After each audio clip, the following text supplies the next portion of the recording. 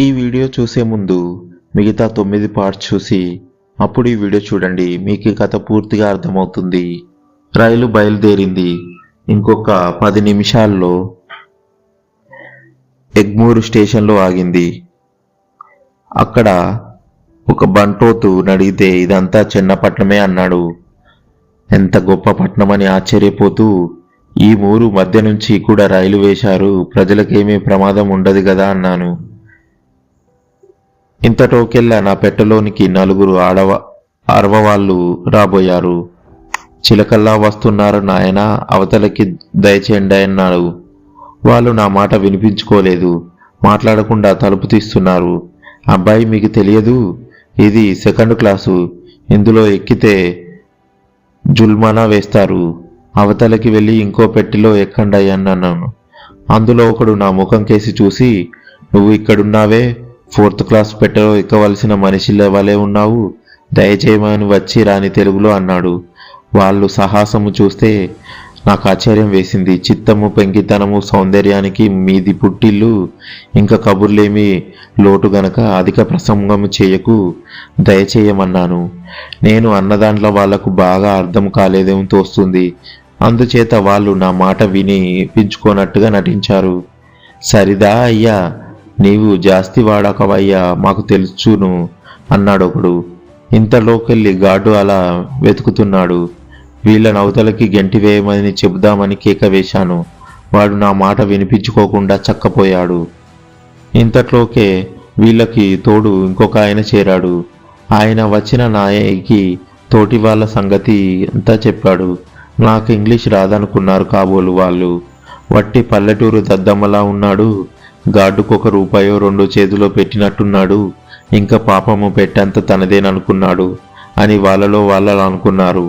నేను గార్డుకు రూపాయి ఇచ్చినట్టు వీళ్ళకెలా తెలిసిందా అనుకొని, అనవసరంగా అట్టే మాట్లాడకండి, చిన్నపట్నం అంతా ఊరు కాకపోయినా నేను నరసాపురంలో చదువుకున్నాను, నేను గార్డుకేమీ ఇవ్వలేదు. మీ వైఖరి చూస్తే తెలియక పొరపాటున 2nd క్లాసులోకి వస్తున్నారేమో అనుకొని మీ మేలుకోరి చెప్పాను. మీరు ఈ టికెట్లే కొనుక్కున్నట్లయితే ఇందులోకే రావచ్చు, నాకు అభ్యంతరమేమీ లేదు అన్నాడు. దర్జాగా గార్డు రూపాయి పుచ్చుకొని మోసము చేశాడు గదా అనుకున్నాను.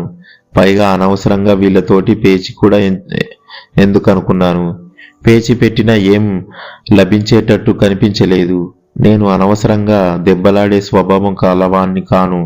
అందులో లాభించేదేమీ లేదని తెలుసుకున్న తర్వాతే అసలే పేచీలోకి దిగను. ఒకవేళ పొరపాటున దిగినా తక్షణము గౌరవముగా ఇంగ్లీషు వాళ్ళ యుద్ధంలో తమ పని మరోలాగవుతుందని మర్యాదగా యుక్తిగా వెనక్కి తగ్గుతారని మా మాస్టారు చెప్పినట్లు నేను అటువంటి సందిగ్ధ సమయంలో వెనకంజ వేస్తాను. కానీ రూపాయి కోసం అనవసరంగా దెబ్బలాడే స్వభావం కలవాన్ని కాను. అందులో లభించేదేమీ లేదని తెలుసుకున్న తర్వాత అసలే పేచీలోకి దిగను. ఒకవేళ పొరపాటున దిగిన పని మరోలా ఉంటుందనుకొని మర్యాదగా యుక్తిగా వెనక్కి తగ్గుతారని మా మాస్టర్ చెప్పినట్లు నేను అటువంటి సంగీతంలో వెనకంజ వేస్తాను.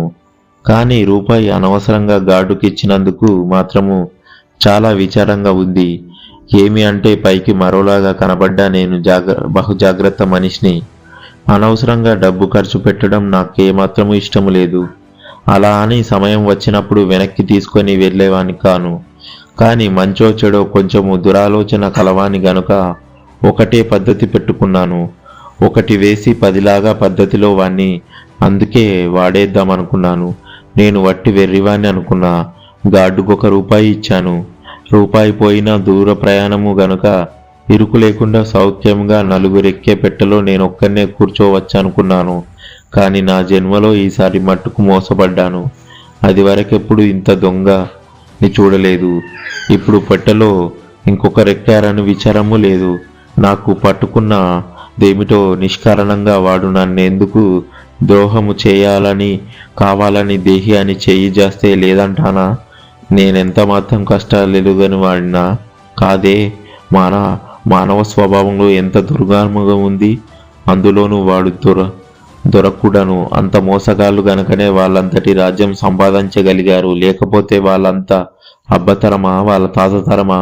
అందుకనే గొప్ప గొప్ప వాళ్ళంతా బోడే నారాయణరావు ప్రభుత్వాలు వీళ్లను దేశంలో నుంచి వెళ్ళగొట్టాలని చూస్తూ ఉన్నారు. పోనీ మనబోటి వాళ్ళు కూడాను నా పెట్టెలో ఎక్కినందువల్ల నాకు నష్టమేమీ లేదు. గార్డుకిచ్చిన రూపాయి తప్ప అయినా ఎక్కిన వాళ్ళు ఏ తెలుగు వాళ్ళు అయితే కాస్త మాటామంతి ఆడడానికి కష్టము సుఖము చెప్పుకోవడానికి వీలుగా ఉండేది. అదేదీ లేకుండా కలలో వచ్చే రూపు గ్రామసింహములు వధించుకున్నట్లు సంభాషణ వీళ్లను అరవవాళ్ళు వచ్చారేమో అని మట్టుకు మహా కష్టము ఉంది నాకు, చెప్పవద్దు మరి. ఇంతలో రైలు బయలుదేరడానికి గార్డు ఈల వేశాడు. ఈ వచ్చిన 4-5గురిలో ఆఖరున వచ్చిన ఒకడు లోపలికి వచ్చాడు.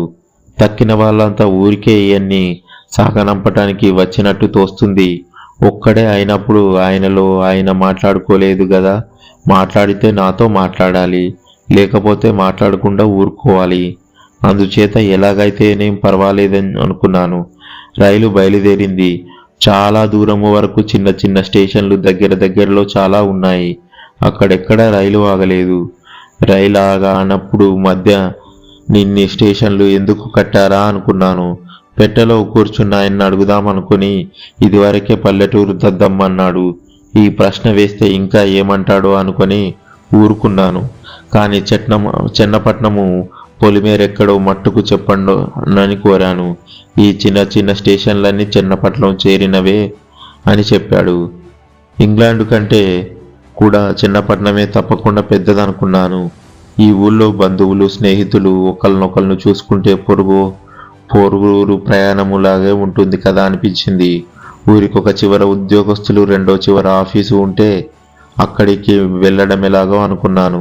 పోనీ అన్ని స్టేషన్లు ఉన్నాయి కదా అని రైలు ఆగదు. తాము కార్లైనా ఊరంతా ఉన్నట్టు కనిపించదు. ఇంకా వీళ్ళు ఏ ఎద్దు బండో జట్కా బండో ఎక్కితే ఆఫీసు వెళ్ళడం ఎప్పుడు, అక్కడ పని చేయడం ఎప్పుడు, మళ్ళీ ఇంటికి రావడం ఎప్పుడు, రాకాల పోకలకే వీళ్ళ జీవితంలో సగము సరిపోతుంది ఎలాగా అనుకున్నాను. పోనీ పనిపాటల సంగతి అలా ఉండగా ఇందులో పెద్ద ఉద్యోగస్తులు చిన్న ఉద్యోగస్తులు కూడా ఉంటారాయను. నెలకు ఏ 15 రూపాయలతో సంపాదించుకుంటే గుమస్తా బతకడం ఎలాగూ? ఇంత దూరము నా రోజు 2 సార్లు నడుస్తాడు, బండెక్కుతాడు. బండెక్కినట్టయితే వాడు నెల రోజులు కష్టపడి చెమటోడ్చి సంపాదించి ఒకరోజు బండెక్కి సరిపోతుందేదు. పొద్దున నా దగ్గరకు బండివాడు మైలుకు రూపాయి చొప్పున గుబలు వడిచేసి పుచ్చుకున్నాడే. ఇంకా వీళ్ళు తెచ్చింది కాస్త బండికే పెడితే పిల్లలకి ఏమి మిగులుతుంది అనుకున్నాను. కావడము వాళ్ళు తినడము పులుసు చారు మెతుకులు అయినా దానికి కూడా కొంత కావాలి కదా. ఎంత సేవాలనిపించినా నాకేమి ఉపాయం తోచలేదు. నేనైతే సూక్ష్మ బుద్ధి కలవాన్నే కానీ ఈ సమస్య మాత్రము విడగట్టలేకపోయాను. ఏమీ తోచక నా తోటి ప్రయాణము చేస్తున్న పెద్ద మనిషి ఎవరో ఒకసారి చూద్దామనుకొని అది వరకే చూస్తున్న వానిలో పరికి తిరిగి చూశాను. ఆయన నాకేసి అది వరకే నిదానంగా చూస్తున్నాడు. మా ఇద్దరి కళ్ళు కలుసుకున్నాయి. మీ దేవురండి అని అడిగాను. ఆయన నర్సాపురం అన్నాను. మా ఊరు నర్సాపురం కాకపోతే మొగల్తూర్ అని చెబితే ఆయనకు తెలియపోతుంది. మళ్ళా అదెక్కడ అడగడము నేను చెప్పడము ఇదంతా ఎందుకని నర్సాపురం అంటే చూలగా తెలిసిపోతుందని ఇలా చెప్పాను. మీరెండాక వెళ్తున్నారు? ఏవో సామాన్యంగా తరచూ వెళ్తూనే ఉంటాను భావము కలిగేటట్లు. ఇక్కడే కొలంబో దాకా ఉన్నాను అన్నాడు. అలాగా నాకేసి నిదానంగా చూసి కొంపదీసి ఇంగ్లాండ్ వెళ్ళడము లేదు కదా.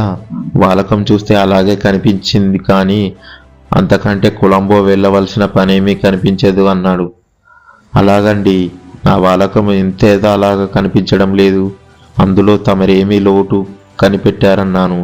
అబ్బాయి, మీ తెలుగుదేశంలో చిన్న కథ ఉంది. ఓ శాస్త్రులు గారు ఊరికి వెళ్తున్నారట. ఆయన్ని చూసి ఒక తుంటరి కుర్రాడు, ఏమండోయ్ తిమ్మన గారు, ఎందాక దయచేస్తున్నారన్నాడట. నాయనా, నీవెవరో జ్ఞాపకము రాకుండా ఉంది. నన్నెక్కడ ఎరుగుదువు, నా పేరు చెప్పరు అని అడిగాడట ఆయన. అడిగితే వారు నవ్వుతూ, అయ్యా, నేనిది వరకెప్పుడు తమ దర్శనము వెయ్యలేదు. అయినా తమ ముఖము చూస్తే పేరు తిమ్మన్న గారే అయి ఉంటుందని ఊహించాను. నా ఊహ నిజమైందని చక్కపోయాడట. అలాగా నువ్వు వేరే అడగాలా నాయనా? సరే దానికి ఏమి లేండి, అసలేమిటి కనిపెట్టారేమిటి అన్నాను. చెప్పనా? నిజం చెప్తే నువ్వు ఏమన్నా అనుకుంటావేమో అన్నాడు. పర్వాలేదు చెప్పండి అన్నాను.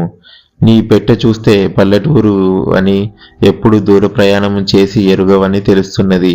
నేను పెట్టెలోకి వస్తుంటే రావద్దనడము చూసి నీవు ఎప్పుడు రైలు ప్రయాణం చేయలేదని, ఒకవేళ చేసినా ఎప్పుడు సెకండ్ క్లాస్లో ఎక్కలేదని, ఎప్పుడూ పెద్ద మనుషులతో సంచరించలేదని తెలుస్తుంది. అందుచేత ఇంత పల్లెటూరు వాడవని, నిజంగా ఇంగ్లాండ్ వెళ్తున్నావని అనుకున్నాను. లేకపోతే నువ్వు కొలంబో వెళ్ళడానికి తగిన కారణమేమీ కనిపించదు. ఆ పైన నాటు పెట్టి తలలా ఉన్న నీ తలకాయ చూస్తే నీ క్రాఫ్టింగ్ అలవాటు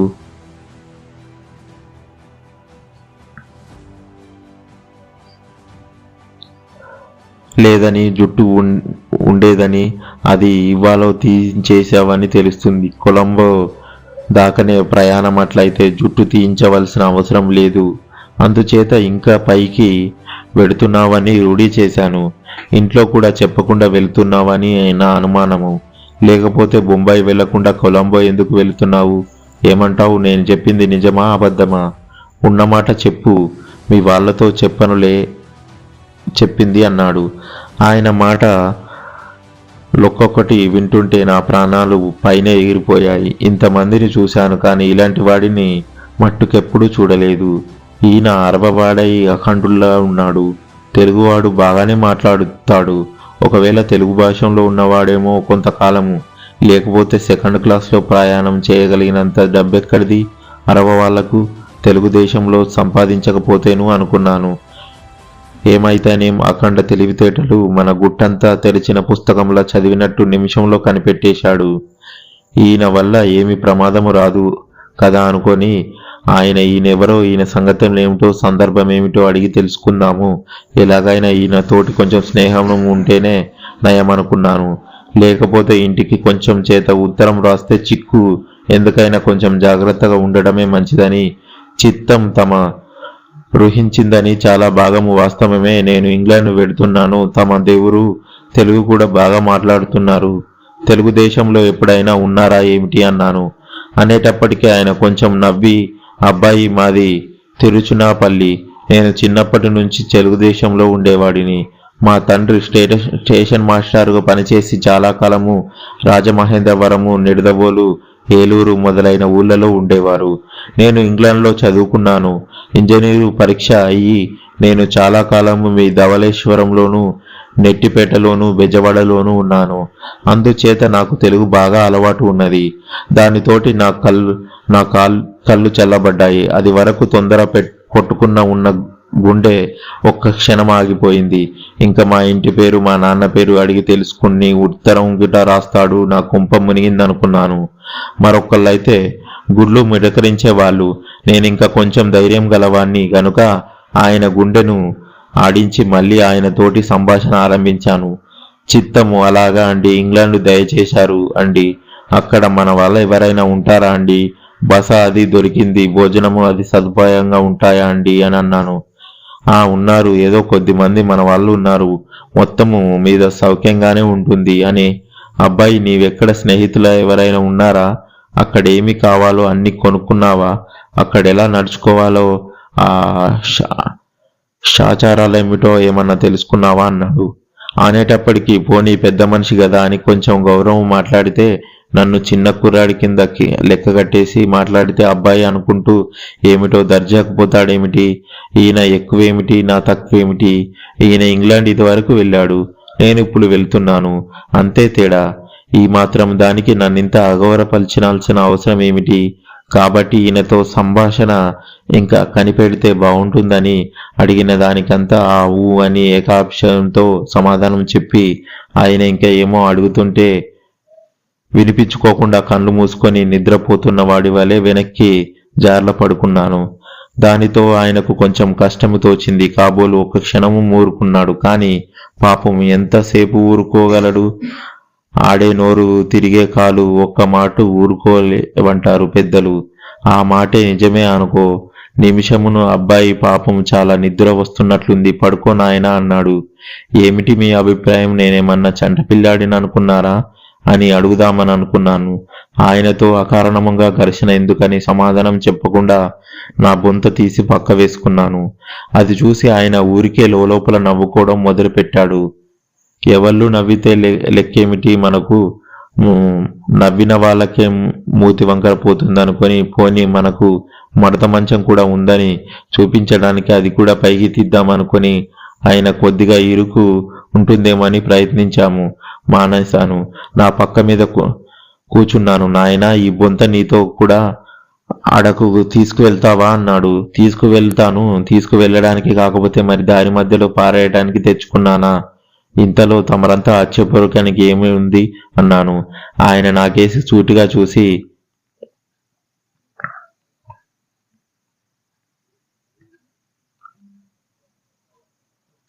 ఎక్కడైనా పొరపాటు మర్చిపోతానేమో సుమా, ఎక్కడ మర్చిపోకు. ఆ దేశంలో ఏ జమీందారైనా ఎవరికి ఇవ్వకు, ఇటువంటి వాళ్ళకు ఉండవు. అందుచేత చాలా మంది అడుగుతారు. జాగ్రత్త సుమా, ప్రాణప్రదంగా కాపాడుకో, పోగొట్టుకోకు. నీకు ఇష్టమైతే మళ్ళీ ఇంటికి వచ్చేటప్పుడు బ్రిటిషు మ్యూజియం బహుమతి చెయ్యవచ్చని నాకు సలహా ఇచ్చి మళ్ళీ నవ్వడం ఆరంభించాడు. చిత్తం ఈ విషయంలో తమ హితోపదేశము మనసారా అని ఆయన మార్చాను. ఆయన అలాగే గుడ్లు వీటకరించి నాకేసి చూస్తూ తనలో తాను నవ్వుకుంటూ కూర్చున్నాడు.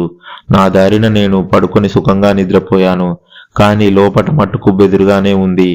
ఆ మడత మంచము పైనున్న మరచెంబు పట్టుకుపోతాడేమో అని ఆయన భయపడుతున్నట్లుగా కనిపించలేదు అని నిద్రపోతూ మధ్య మధ్యన మెలకువ తెచ్చుకొని సామాను కేసి చూస్తూ పడుకున్నాను. ఒకసారి లేచి చూసేటప్పటికీ ఆయన దిగాడో గాని పెట్టెలో లేడు. సామానంతా జాగ్రత్తగానే ఉంది. శని విరగడయిందని అనుకున్నాను. మళ్ళీ ఎవళ్ళు ఆ పెట్టెలోకి ఎక్కలేదు.